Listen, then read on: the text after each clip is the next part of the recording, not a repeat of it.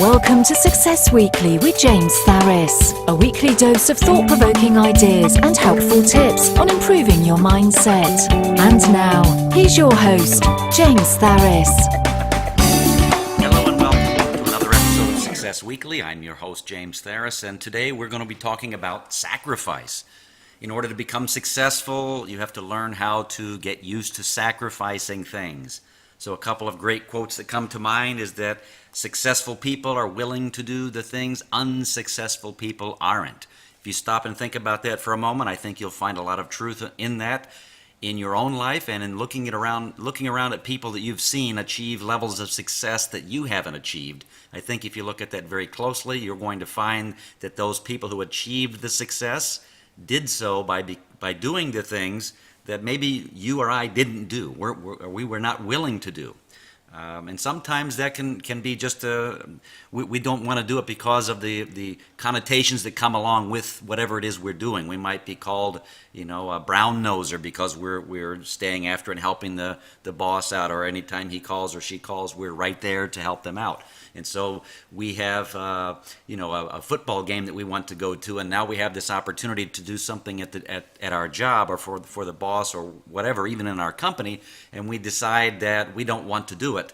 And then somebody right next to us jumps at the chance, and then it's really no surprise that sometime shortly down the road, maybe they get a pay raise, or maybe they get promoted, or they make an extra $10,000 in their business, something like that. So that might be an example of the successful people are willing to do the things unsuccessful people aren't, quote. The second quote that comes to mind, and I forget who said these things, I just remember them from lots and lots of reading and listening to audio programs, is short-term pain for long-term gain, which is something that I've continually said to people around me in my family. My wife and I have said this back and forth to each other for many years. Short-term pain for long-term gain. So what does that mean? It means that you give up something in the short term so that you can gain something in the long term. And that could be you giving up a little bit of your financial free money, and instead of spending it, you're saving it for something that you really, really want, such as an extended vacation, or something along those lines. Or maybe you're saving up for a car, and so instead of going out every day and spending your money on candy bars and potato chips and fast food, you take that very same money and you invest it at the grocery store, buying the same things, and then you're making your lunches and taking them in with you to work, instead of going out to lunch every day, and you're taking that the savings that you're making from that money and putting that away into an account for saving up for your down payment on your car, or purchasing a car straight out, or whatever. That's the idea. Is basically you have to learn to give something up to get something else. There's an old saying that you can't have your cake and eat it too. And unfortunately, in the advertising industry, which spans pretty much our entire lives and in every area of our lives, from the cars that we buy, the homes that we buy, the clothes that we wear, the food that we eat, the gadgets that we purchase, and everything else in between, the advertisers know that we are hardwired to want to have our cake and eat it too. And that's where that old cliche comes from, where you can't have your cake and eat it too, which is another old quote that really supports this idea of learning to sacrifice to succeed. So let's say in the food industry, we are tricked into believing that if something doesn't have fat in it, if it's fat-free, then it must be okay. And so we know underneath that's probably not true, but we want to justify it to ourselves. And so we'll read fat-free on the label, and that allows us to go ahead and, it's not as bad as the regular stuff. When in fact, in many cases, it's often worse than the regular stuff. So things that say diet on them, such as Diet Coke, I can't tell you how many people I see, they'll go out to lunch or dinner, and they'll order a batch of cheese fries with chili on them and mayonnaise on the side and things, and a Diet Coke. The Diet Coke may taste good because it's got the sucralose or whatever it is they're using for the sweetener in there, but I can guarantee you it is not good for you. But we don't want to believe that. See, and the advertisers know this, and they'll say things like, it's not your fault, or now you don't have to give up X to get Y. You don't have to exercise in order to lose weight. Just pop this pill and you'll be able to lose weight. that is total garbage, total hogwash, and we deep down we know it, but we're hopeful that it's true, and so we continually allow these things to manipulate us into purchasing these products and these things, and I am guilty of it myself. I'm always looking for that shortcut. Unfortunately, I've learned through my entire life, and as a martial arts instructor, I teach this on a regular basis. In order to become successful, there are no shortcuts. Now, there are some shortcuts in the way of learning from others' mistakes. Those are shortcuts, but they're not really shortcuts because you still have to experience things on your own, and you still have to go through the learning process and see how somebody else's experience might fit together in your particular situation. So even in that case, it's not a shortcut. It's just kind of giving you a leg up and giving you some things to look out for that can turn into shortcuts later on down the road. But nothing is really a shortcut.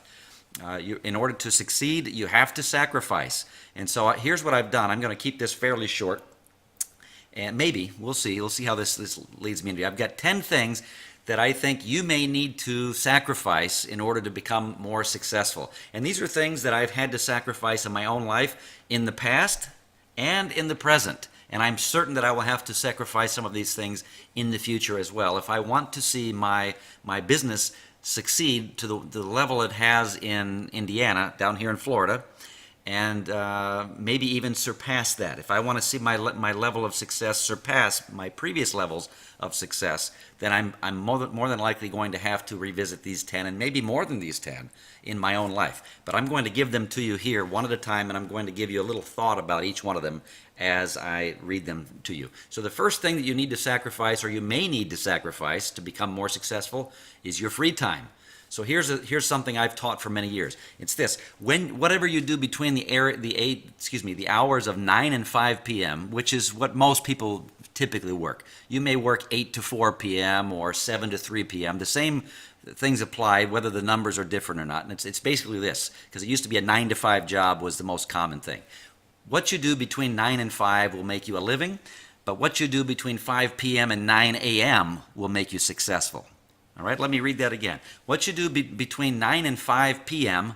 will make you a living, but what you do between 5 p.m. and 9 a.m. will make you a success. And this kind of goes back to the first quote that I gave to you that says successful people are willing to do the things that unsuccessful people are not. So many people, they'll go to their 9 to 5 or 8 to 4 or 7 to 3 or whatever the hours are, and they'll work their 8-hour job or their 6-hour job or their 10-hour job. Doesn't matter what the hours are. And they will justify the fact that they are very tired, because we all get tired after a hard day's work. Even if it's just sitting at a desk answering phones, it's still taxing on the system. And we get off of work and we decide we want to relax. And so what do we usually do? We put the TV on and we sit back in our chairs and we throw our feet up and we take a nice deep breath and we relax, or we play a game on our phone or something along those lines. Well, I'll tell you something. The most successful people didn't get that. They didn't reach their levels of success by doing those things. Even though they didn't feel like it, when they had their free time, they filled up their free time learning to educate themselves, or going the extra mile in their company, doing something extra as far as a business person, going out and doing a little extra marketing for their business for an hour or 2 or 3 every day, making it a habit. And so that's how you become more successful, is you take your free time and you invest your free time, and in the future you get more of that free time back. So for me, when I was working my school in Indiana, I worked it for, I worked personally in my business for 6.5 years, and I slaved at it. I was there pretty much from 9 a.m. till 9 or 10 in the evening, and it was just me doing all the things. And then when I finally hired on a program director to take over some of the responsibilities, it allowed me free time to do other things, like spend more time marketing the school and advertising and developing relationships with local area businesses and school systems, to go in and do success talks and career day talks and things, and gym class teacher for the day, things like that I didn't have time to do before when I was mired in the full-time job of teaching all the classes and answering the phones and enrolling students and talking to kids that were having trouble in school, or some of the adult students that were having difficulty in relationships or they were upset and frustrated about their training.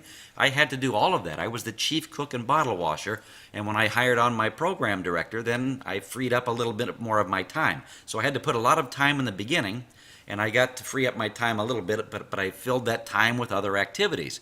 Well, I continued doing that until I found an instructor to replace me on the floor, and then I was able to be totally free to train that instructor and the program director to do their tasks, and then it freed me up to have more time to do the marketing and more time to do the planning on the school and more time to do, paint the school and upgrade our curriculum and things that I had no other time to think about in that time.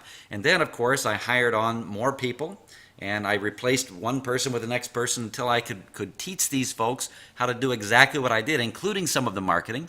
And that totally freed me up where I had all the free time I wanted.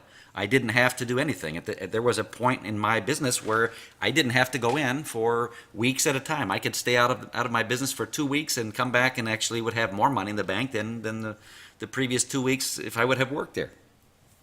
I built it up to such a point where I didn't have to be there literally at all, and I was able to totally retire if I chose to. What do you think I did with my free time and my retirement? Well, if you've been following me, you know exactly what I did. Instead of taking all of that time off, I parlayed my success and moved to Florida, bought a new house, and started a brand new business, a brand new school, and I'm starting from scratch again, and I'm going to have to do all of those things all over again, and it's all coming down to sacrificing. I've had to sacrifice all these things that I'm telling you, and I'm doing it right now, but I know that I've been down this road before. I know what the results are going to be, and I'm not worried about making these sacrifices because in my mind, they're not really sacrifices, they're investments. So you see, if you look at your sacrifices in that light, you look at them as investments versus sacrifices, you're not really giving something up. You may be giving it up in the short term, but it's going to pay dividends.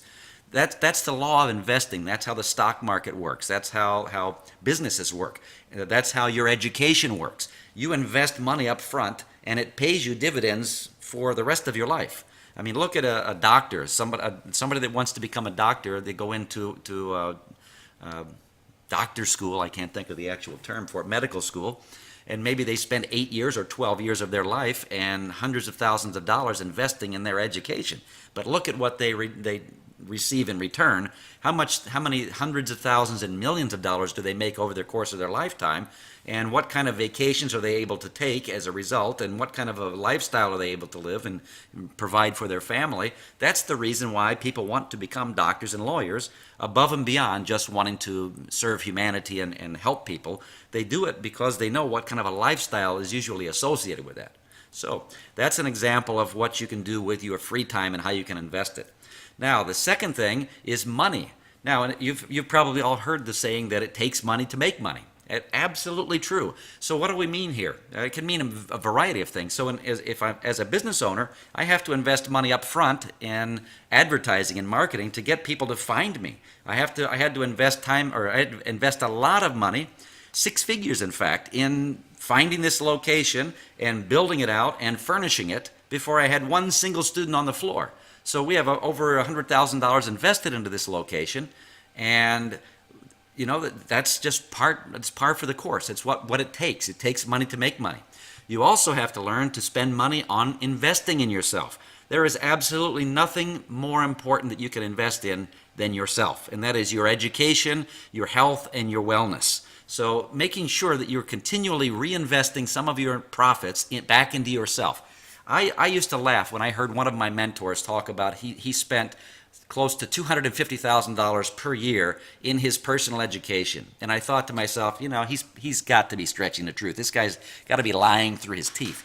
But after seeing the lifestyle he led and learning that he was a multimillionaire, I started to realize, wow, he actually is telling the truth, because in order for me to become successful, I had to invest a lot of money in my own education, and it's not uncommon for me to invest close to $40,000 to $50,000 per year right now in my own education each and every year. Even though I've learned a lot and I've got a lot of other books and audio tapes and videotapes, and even going way back to the VHS tapes. I still have some of those things. That's how long I've been investing in myself and continually ordering books. I have more books that I continually order and I order them faster than I can read them, But the idea is I don't ever want to finish a book without having the next one right behind it ready to go. Same thing with my audio programs. I attend several seminars per year, both for physical martial arts training and investing in my abilities there. Also learning how to market my business. That I'm a business owner. Whether I like it or not, I have to learn how to market my business to become successful. So a lot of people in my industry, in the martial arts industry, this is a great example because going back to the very first quote, successful people are willing to do things that unsuccessful people aren't.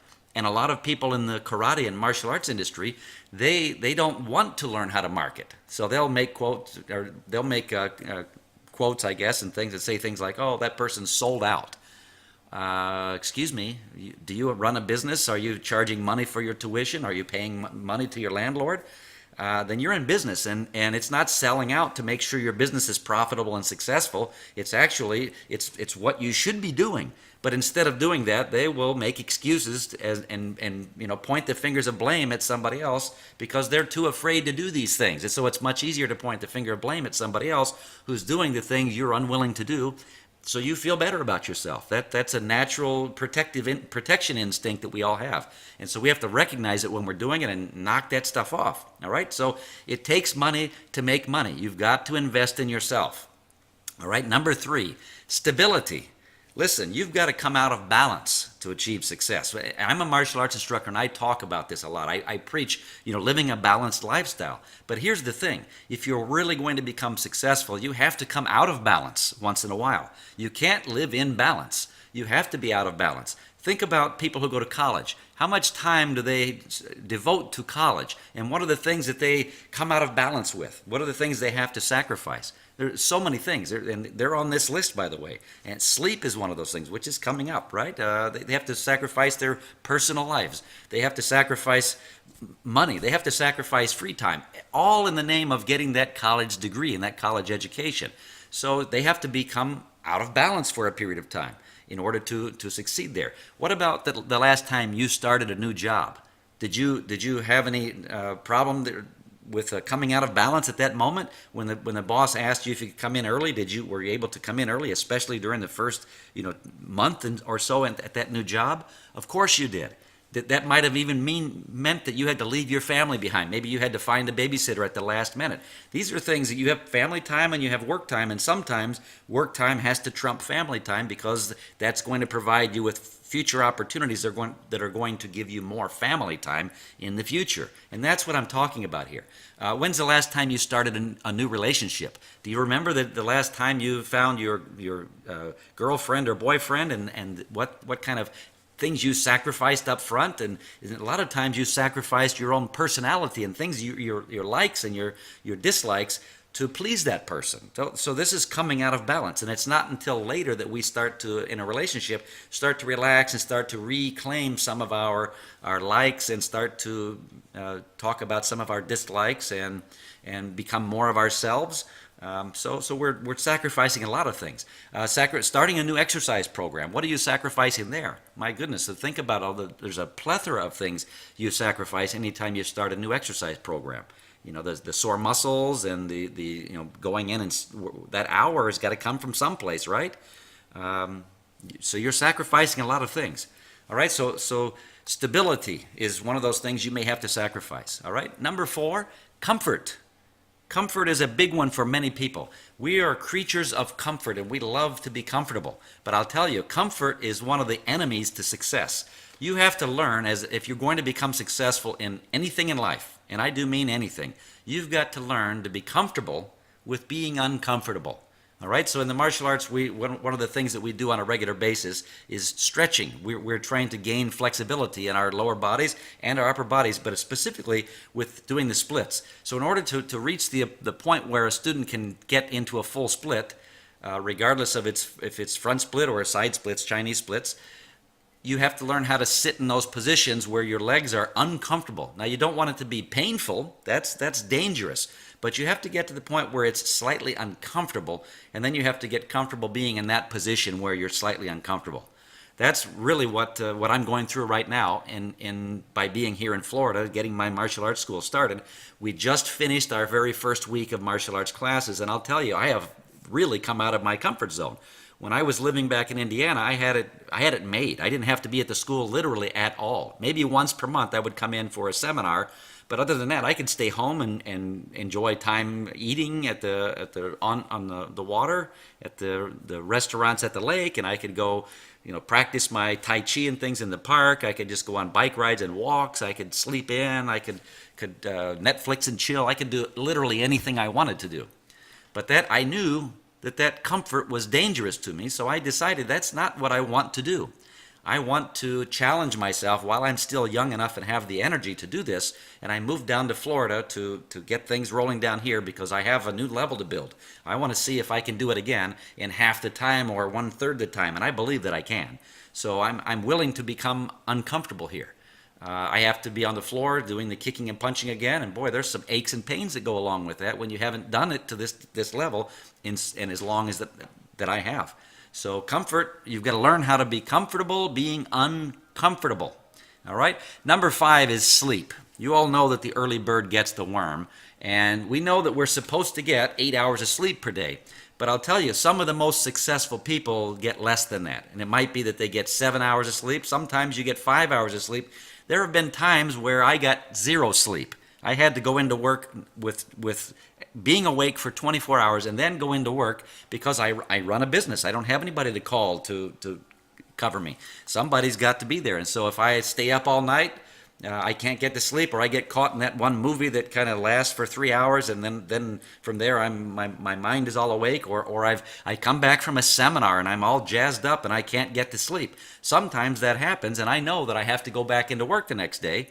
Sometimes I have to sacrifice getting any sleep at all. Other times, maybe it's 3 hours, 4 or 5 hours of sleep, and if that happens 2 or 3 days in a row, boy, I'll tell you, that can really get you down quick, and you can become, very nervy and on edge, and you've got to be careful about that. But nonetheless, if that's what it calls for, then hey, that's what you do. You sacrifice a little sleep if necessary, and you don't justify it by saying, I need my beauty sleep. Beauty sleep is something that it's important, getting your sleep, but it's not absolutely necessary. Again, that's like coming out of balance, having stability. Sometimes when you give up your sleep, you're going to feel very unbalanced because you're not going to be able to handle stress as well. And so it's important that you do your best to get back to that point where you're in balance as quickly as possible. But understand that on some occasions, you may have to sacrifice some sleep. Think of the college student that has to stay up all night cramming for their exams, which is a whole other conversation in itself. But nonetheless, if they want to be successful in college, that might be something they have to do, and they've got to be willing to do it versus go out partying with the rest of their sorority or fraternity brothers and sisters, right? Okay, number 6, social life and hobbies. Hey, guess what, guys? There's 168 hours in a week. Now, if you take 168 hours a week and you're sleeping 8 hours per day, that leaves only about 110 hours per week to do something with. Now, the world's most successful people like, what's the investor guy? Warren Buffett, or our president, Donald J. Trump, or Richard Branson, or Oprah Winfrey. Or all these, let's say the most successful actors, a Tom Cruise kind of a person, or Tom... what's the other guy's name? I can't think of his, Tom Selleck, but that's not him. It's the other guy with the curly hair. You guys are thinking he was in the movie Big. Help me out here, Tom. The guy with that got stuck on the island with the little ball Wilson, I think, is when he cut it like a head. I can't think of his name. Anyway, you guys have already thought it for me. Think about people like that. They don't have any more hours in a week than you and I do. None of us have more. We can't pay more money to get more than 168 hours in a week. However, it's what those people chose to do with those extra 110, 115 hours per week, depending upon how much sleep they got. What they chose to do in those 168 hours per week is what made all the difference in the world between their success and our success. And we have to learn that sacrificing sometimes includes sacrificing our social lives, not having time to hang out with our friends, not having time to do the hobbies sometimes that we want to do. Now, for me, I was able to turn a hobby, but I've never really viewed it as a hobby. But I guess my hobby is now is kind of music and doing that kind of stuff. And that I've learned how to integrate that into my martial arts business. And I make music mixes and create commercials and things like that for our program and how-to videos and things like that. And so I'm able to incorporate my hobby of doing those things into my passion, which is teaching and mentoring people in our community. All right, so number 7 is downtime. Guess what, guys? If you're going to be successful, there's an old saying that says, no rest for the weary. And so you may get off of work and you may be weary. You may be very tired. But if you're going to be successful, it's what you do with those extra hours that you have in your day that's going to determine your level of success. Now, you can go home and get caught up on the news, or you can get caught up on your favorite sitcom, and that's what most people do, and that's what most average people do. Or you can do what successful people do, and you can turn off that news and put your nose in a book, or you can sit down and create a business plan, or you can turn on YouTube and watch a free Anthony Robbins video, or a free John Maxwell video, or a free Jim Rohn video, and have your mind fed. Or you can spend time in a program such as my martial arts program, for instance. That's exactly one of the things that's the most powerful about it, is that you get to spend time being mentored and hearing what I'm talking about right now 2 to 3 times per week, each and every week. And you're also exercising your body, and you're exercising your mind. You're meeting new friends, and so a lot of times you can integrate your social life and your hobby into something like that can really blossom into a lot of other areas in your life and really enhance it in ways that few other things can. So having downtime, most successful people, especially during the beginning phases of their success, don't have much, if any, downtime at all. So the downtime comes later on. But really, the world's most successful people, they and myself included, I love to have some downtime. I make sure to take it. It's very, very important. However, when I'm in the hunt for success, that downtime is the first thing that goes out the window. And I'll stay sometimes, feel free to verify this with my wife, I'll stay sometimes at the school until 11 o'clock, 12 a.m., 1 or 2 a.m., working on a project because I'm in the mode, I'm in the zone, and I don't want to come out of that zone. So I'll stay and I'll give up my downtime, including some of my sleep, to finish that project, or to take an idea from my mind onto paper and into execution very quickly. So that's what you need to be doing with your downtime, is taking action on things that can improve your life, and they'll pay dividends later on down the road. All right. Number 8, this is a really tough one for a lot of people, and that's getting rid of negative relationships. They're what I call the crabs in a bucket. All right. So crabs, if you put a crab in a bucket, he'll climb out. If you put 2 crabs in a bucket, they'll both stay in. You know why? Because when one tries to climb out, the other one will grab him and pull him back into the bucket. The more crabs you put in that bucket, the less you have to worry about putting a top on it. This is an actual fact, and you can see it at fisheries and things where they have crabs in these buckets, and they will not get out of them. And that's the reason why, because they don't want to. The other crabs don't want to see the other one escape, so they'll do everything they can to pull it back down. Well, guess what? There are people in our lives that are just like that, and we've got to learn to identify them as negative relationships, and we've got to cut down the time we spend with them. Unfortunately, sometimes those can be family members, and they can be good friends. You have to transcend some of those relationships if you're going to become successful. And you've got to find ways, and it's very easy actually. Once you get busy enough, you're just not going to have the time to devote to going out to see the UFC fight at the Buffalo Wild Wings every Friday night, because you've got other things you're doing. And you won't be able to afford to get to the Monday night football game with your pals and drink beers and watch the game, because you've got other things you're trying to accomplish. And eventually they're going to realize that, and they're going to stop inviting you. And maybe you can arrange it where you're doing that once per month instead of once per week. Those are things that if you really, again, going right back to the first quote, successful people are willing to do the things that unsuccessful people aren't. What are you willing to give up? This podcast is all about sacrifice. So you may need to sacrifice going to some football games, or following the fantasy football league, or following the UFC matches and the fighters and knowing all the stats and things. Those are things that you're going to possibly have to give up if you want to become more successful. Or you can try to have your cake and eat it too. And I've already kind of told you the result of that. You really can't. You can't serve 2 masters, all right? You can't serve your soccer coach and your martial arts coach and expect to be successful in both of those things.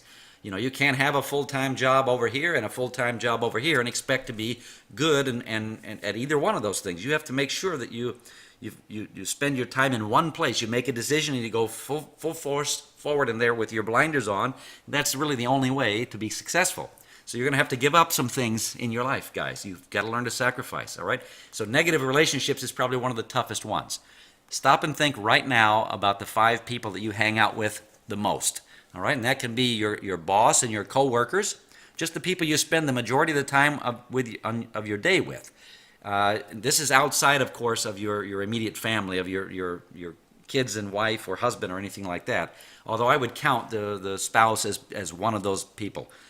Is your spouse a positive person, or are they a negative person? Are they a nurturing person, or are they a destructive person? If they're not positive and nurturing, unfortunately, you may need to spend less time with them. And in some cases, get out of that relationship altogether.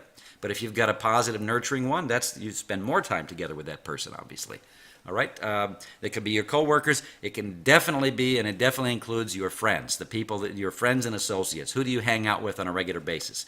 If you want to be successful and your level of success, you want to determine your level of success, you take those 5 people that you hang out with the most and you look at everything that matters to you. So if personal income matters to you, take those 5 people and find out what they make on an annual basis. Average those out, and that's what you're going to be making.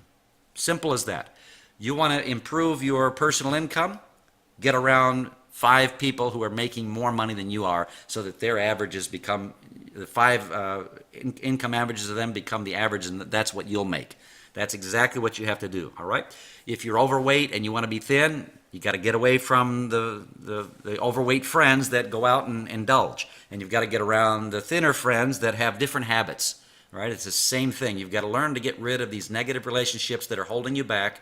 And it's painful because you've got to identify who they are, and you've got to figure out what it is that they're contributing or not contributing to your life, whether it's positive or negative. And if it's negative things, you've got to spend less time with them, and sometimes you've got to totally cut them out of your life. And it's been painful for me to do that in some cases. I have old friends that I really have kept relationships with over the year, mostly through Facebook and other things, but I don't spend a lot of personal time with them because they haven't really changed much, and I've changed a lot. My vision and views on life have changed. Theirs are basically the same thing, and they've fallen into the comfort zone of doing the things that we're talking about here. They'll work a regular 9-to-5 job, and a lot of times I talk to them one year they're working here, and the next year they're working someplace else. The next year they're working someplace else. They're not really in a stable job of any kind. They're working maybe in the same field or industry, but different companies each time. And they're constantly talking about, what they're going to be. They can't wait for Friday night. They're looking forward to Friday night and for the weekend, and blowing off some steam and things like that. And that's all great, but they're not really where they could be in life. And so I can't afford to be spending a lot of time with them because I don't want to fall into those traps. They're very enticing traps to fall into, hanging out with your friends and, watching football or watching UFC fights and picking out at BW3s on the wings and things and beer and things like that. It's all great, and it can be tempting to get into a habit of doing that every single weekend, and then you can lose some of your success. However, if you build your success up to a certain level, you can enjoy those things again, but just you'll know that you have all the free time in the world now because of all the things you sacrificed in the beginning. All right, so there is some ability to do that later on. Okay, all right. Number 9, you might have to sacrifice some of your wants or desires. Again, short-term pain for long-term gain. So, what are you willing to give up in the short term to get the things you want to have in life in the long term? For some of you guys, it might be drinking Starbucks coffee. Maybe you're a Starbucks fan. My wife loves Starbucks coffee. But they're very expensive cups of coffee, and you could probably purchase a comparable cup of coffee by making it yourself in your own home. But again, it's a decision. Do you really need that coffee 6 or 7 days per week, or is it that you want that coffee 6 or 7 days per week? I can guarantee it's more of a want than it is a need. All right, so in order to become more successful, you've got to learn to give up these short-term things. If that is, let's say again, Your wants and desires are you really enjoy mayonnaise on your sandwiches, which I don't understand why anybody likes mayonnaise. I think that is one of the worst condiments a person can put on anything. I can smell it a mile away. I can taste it a mile away. I don't know, but some people really, really love the taste of mayonnaise. All right, and many of those people that love the taste of mayonnaise also suffer from weight issues, weight problems, weight challenges. So if you're trying to lose weight, how important is it that you have that mayonnaise? How important is it you drink that Diet Coke? Because you can't drink Diet Coke and expect to lose weight. It's just, in fact, it's been proven, do the research, it's been proven that Diet Coke contributes to weight gain. All right, so you've got to learn how to enjoy more pure, natural things that are less fattening if you want to lose weight. So if you want to lose weight, you got to get mayonnaise out of your repertoire, at least for 6 days of the week. You can make Saturday your cheat day, and then you can have all the mayonnaise you want. But you've got to learn how to be disciplined those other 6 days. All right? You've got to learn how to enjoy unsweetened iced tea versus sweet tea. As much as you like the taste of the sweet tea, you've got to learn how to force yourself to be comfortably uncomfortable drinking that what feels like or tastes like a bitter tasting tea at first, and eventually you will come to like it, and then you will never be able to go back to drinking sweet tea again. Take it from me. That was one of my big ones. All right, and drinking soda pop, I don't drink soda pop. I don't drink Coca-Cola, Pepsi, Dr. Pepper, Mr. Pibb, Sprite, Mountain Dew, any of those things. However, once in a blue moon, I might even have a blue moon. Once in a blue moon, I will go to the movies, and if it happens to be on a Saturday, I'll get popcorn and guess what? A large Coke. But that might be once every other year that I'll do that. That is not what I do on a regular basis. But once in a while, I enjoy the bite of a soft drink. So I will order a large Coke, and I'll get the popcorn with no butter, of course, and some salt on it. But that's not something I do every time I go to the movies. In fact, most of the time I go to the movies, I will eat and enjoy food and drink here at the house. And if I buy anything at the movie theater, it's going to be a large water, just to make sure I'm not thirsty during the movie. But that's it, all right? I'm willing to sacrifice the short-term pain of not eating my favorite candies and condiments on my foods, and certain types of foods, and bread being one of them, and soft drinks and things, so that I can stay lean and thin and in shape and feel better for the long-term gain of that, of feeling better, right, and being in shape. And then I also give myself the opportunity on once every week on Saturday. That's the day if I want a candy bar, I'll have a candy bar, and I won't feel guilty about it. I might even have 3 candy bars of different types because I can't make up my mind which one I want to have. But that's not a regular thing. That's just once per week, and sometimes I'll even go that Saturday without doing that at all. All right. Number 10 is you've got to give up your excuses. All right, and understand that there's a quote. I want to say it was Brian Tracy that said it. If it is up to be, it is up to me. You've got to learn how to sacrifice the temptation, and it's a strong one, to make excuses when you're not becoming or not being as successful, not doing all the things you know you could be doing to achieve your level of success. And so if that is dieting, stop making excuses as to why or how you're big boned and you're out of shape and you don't have the willpower. Those are excuses. You've got to replace those excuses with new programs in your mind that keep you from doing it. And if you make a mistake, you own up to it, and you don't make an excuse. You say, "Yep, the reason that I gained 5 pounds is because I lost my willpower, and I couldn't help it, but I had to eat cookies all this week, and so the 5 pounds packed on, it's totally my fault." Same thing in your business life and your school life. If you're not getting good grades in school, if you're a child listening to this and you're not getting good grades in school, don't blame the teacher or their teaching methods. You've got to look squarely in the mirror and you've got to say, you know what, I'm not doing well in school because of what I'm not doing. Are you having trouble in math? Okay, I had trouble in math, but are you getting a tutor? Are you doing that? Are you taking the extra step to go online and try to find a YouTube video on how to do that particular style of math, if it's algebra or something like that? Or are you just making an excuse and saying, well, I'm not good at math, so that's just how it's going to be? Or I'm not good at spelling, I'm not good at handwriting, I'm not good at X, Y, and Z, so that's just how it is. In order to be successful, you've got to recognize when you're making excuses. Stop making the excuses and start programming your mind to have different responses own up to your failures and your setbacks and challenges. Recognize that the only person in your life that's really going to change, that's going to make a change in your life, is you, and it's the actions and the habits that you adopt that are going to do that. So that's what I've got for you this week. Hope you enjoyed it. If you got something out of this, make sure to forward it to a friend, like it and share it on Facebook, and let me know in the comments if you enjoyed today's podcast. I will talk to you very soon, and until next week, this is James Theris saying, be successful. That's all for this week. Tune in next week for another episode of Success Weekly. Do you have an idea you'd like James to talk about in an upcoming episode? Post your comments and be sure to share this podcast with friends.